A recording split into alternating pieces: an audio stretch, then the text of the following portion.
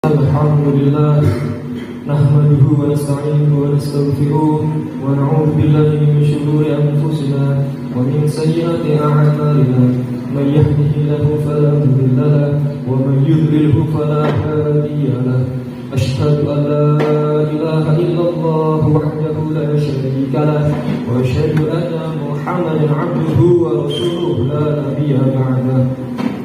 Allahumma salli ala sayyidina wa maulana Muhammad wa ala alihi wa sahbihi wa mawala la hawla wa la quwwata illa billah. Amma ba'd. Fa ya ayyuhal hadirun usikum wa nafsi bittaqwallah ittaqullaha haqqa tuqatih wa la tamutunna illa wa antum muslimun. Qala Allah Ta'ala fi kitabihil karim a'udzu billahi minasy syaithanir rajim bismillahirrahmanirrahim ya ayyuhalladzina amanu taqullaha wa tanzur nafsum ma qaddamat lighad wattaqullaha innallaha khabirun bima ta'malun. Shadaqallahul 'azim. Hadirin jemaah, marilah yang pertama dan paling utama kita senantiasa memanjatkan puja puji syukur kehadirat Allah Subhanahu wa Ta'ala yang telah melimpahkan segala karunia nikmatnya kepada kita semua, yang paling utama yakni nikmat iman, Islam, sehat walafiat dan nikmat umur yang panjang, sehingga kita mampu untuk menggerakkan kaki kita melangkah ke masjid ini, masjid yang mulia ini dalam rangka untuk menjalankan sholat Jumat berjamaah dan ibadah sunnah lainnya. Semoga amalan ibadah kita diterima oleh Allah Subhanahu wa Ta'ala. Amin. Shalawat serta salam semoga tetap tercurah kekhalifahan Nabi besar Muhammad Sallallahu Alaihi Wasallam yang melalui wasilah sholawat yang kita lantunkan menjadi perantara bagi kita untuk mendapatkan syafaat yang jauh kiamat nanti, dan kita semua diakui menjadi umatnya Nabi Muhammad SAW. Amin.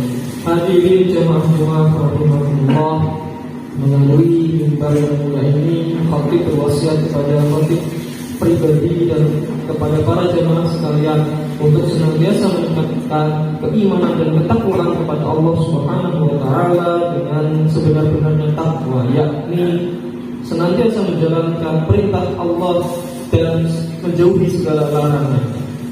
Karena takwa menjadi salah satu kunci bagi kita semua umat Islam, umat yang beriman, agar mendapatkan kedudukan yang mulia di sisi Allah Subhanahu wa Ta'ala, sebagaimana firman-Nya, inna akramakum indallahi atqakum.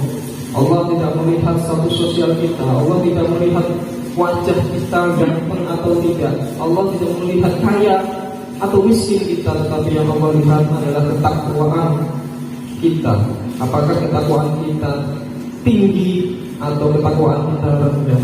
Hadirin jemaah rahimahullah, beberapa saat yang lalu kita telah merayakan hari Muharram, merayakan tahun baru Islam dengan kegembiraan, kebahagiaan.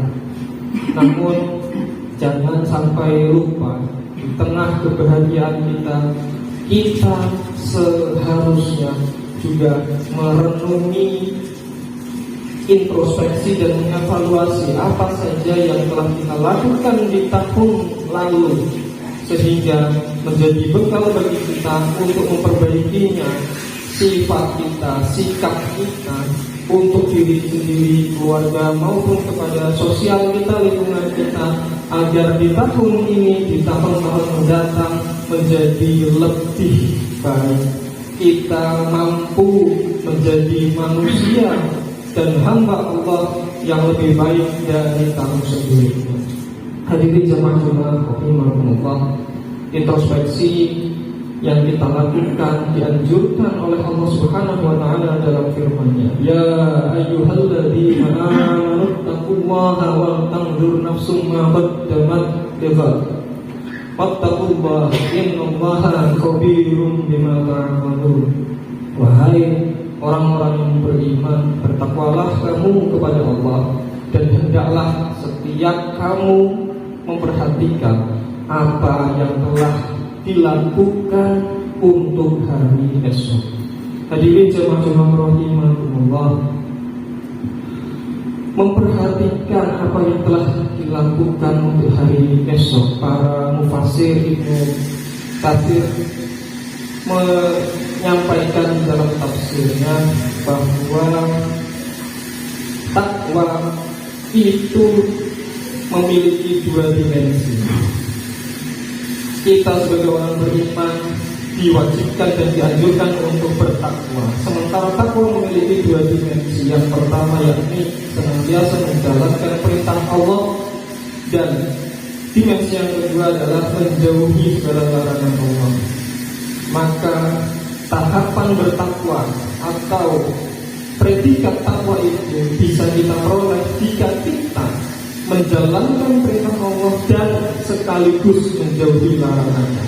Ketika kita sholat, namun kita masih ada kemaksiatan yang dilakukan, atau bahkan ketika kita berinfak dan bersedekah, tetapi ada keburukan yang kita lakukan, misalnya saja meremehkan orang lain atau menghardik anak yatim, maka itu belum bisa dikategorikan sebagai predikat takwa. Karena predikat takwa harus mutlak kita menjalankan ibadah sekaligus kita menjauhi apa yang dilarang oleh Allah Subhanahu wa ta'ala. Hadirin jemaah rahimakumullah, Imam Al-Qurtubi menyampaikan di dalam tafsirnya bahwa ligot di dalam ayat tadi itu diartikan sebagai atau dimaknai sebagai hari kiamat. Maka sudah sewajarnya sebagai manusia yang memiliki nyawa, kita harus melihat dan kita harus memahami betul bahwa kita tidak selamanya berada di dunia, sehingga kita harus memiliki pikiran, kita harus memiliki bekal untuk kita bawa ke akhirat kelak. Sehingga bekal inilah yang penting, bekal ketakwaan inilah yang menjadi hal yang perlu kita amalkan. Hadirin jamaah Jumat rahimakumullah, di dalam ayat tersebut kita dianjurkan untuk bertakwa selama 2 kali. Di dalam kata takwa atau anjuran takwa kepada Allah di dalam ayat itu diulang 2 kali di dalam kaidah bahasa Arab. Ketika ada susunan kalimat yang suatu katanya diulang 2 kali, berarti ini menjadi penegasan bagi umat Islam bahwa anjuran bertakwa kepada Allah adalah mutlak yang harus kita pahami, kita pikirkan